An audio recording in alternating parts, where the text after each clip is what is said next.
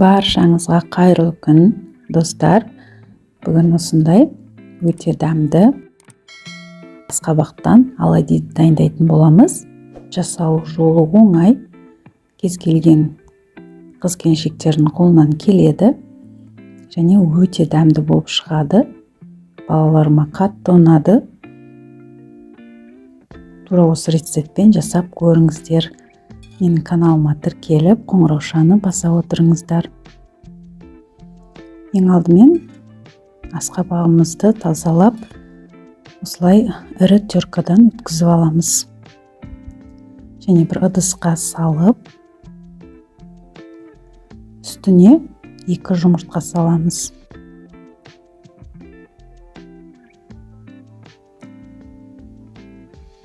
Шекер саламыз.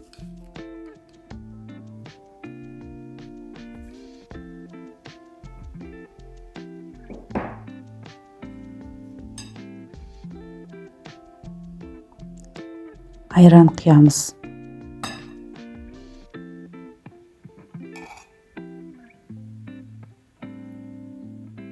Және тұз саламыз. Ең соңында қопсытқыш салып, жақсылап араластырамыз.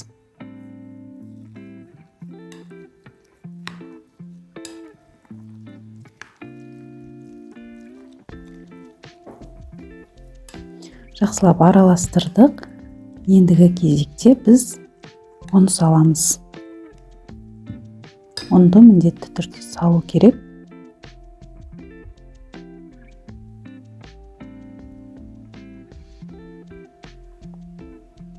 Ұнды салып, қасықтың көмегімен бір келкі масса шыққанша жақсылап араластырамыз.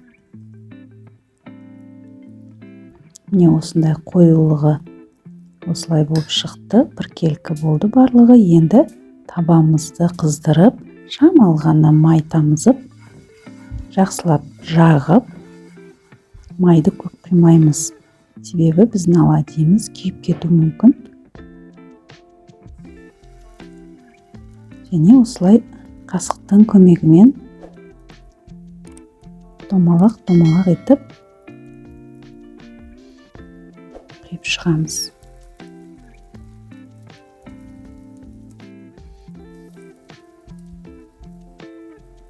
Ингредиентінің барлығын описание бөліміне қалдырып кетемін.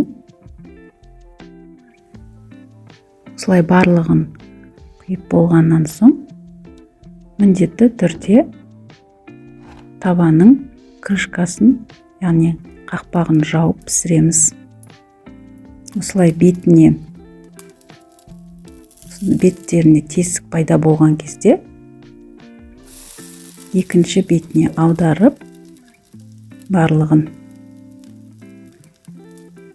тағы да бетін жауып, шамалы пісіреміз.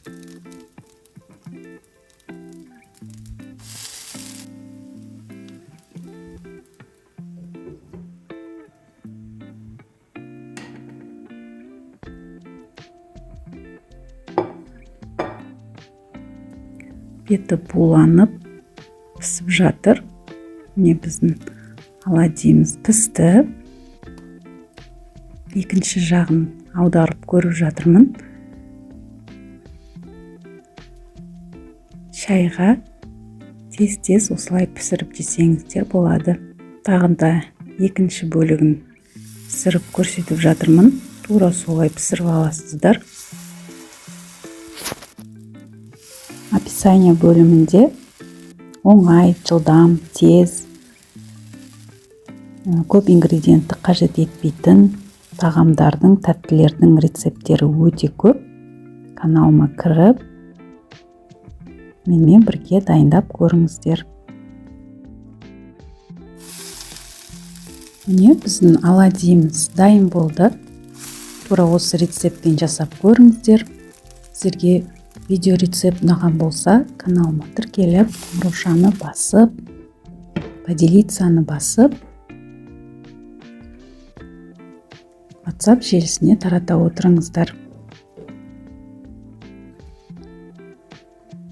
Алдағы уақытта неше түрлі видео рецепттер болады.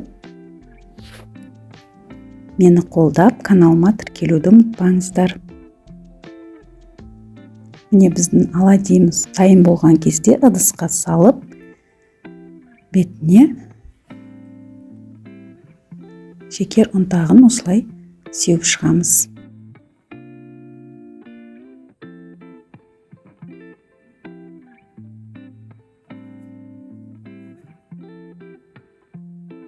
Тәтті болғанын қаладым.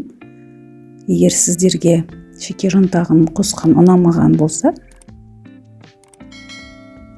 қоспай бірденен жей берсеңіздер болады.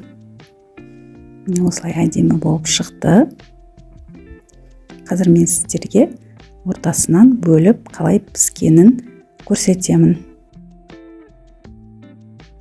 Міне, ортасының барлығы піскен, өте жұп-жұмсақ, ауызға салса еріп тұрады. Видеоны соңына дейін көргендеріңізге рахмет. Сіздермен бірге болған Гүлнұр Темировна.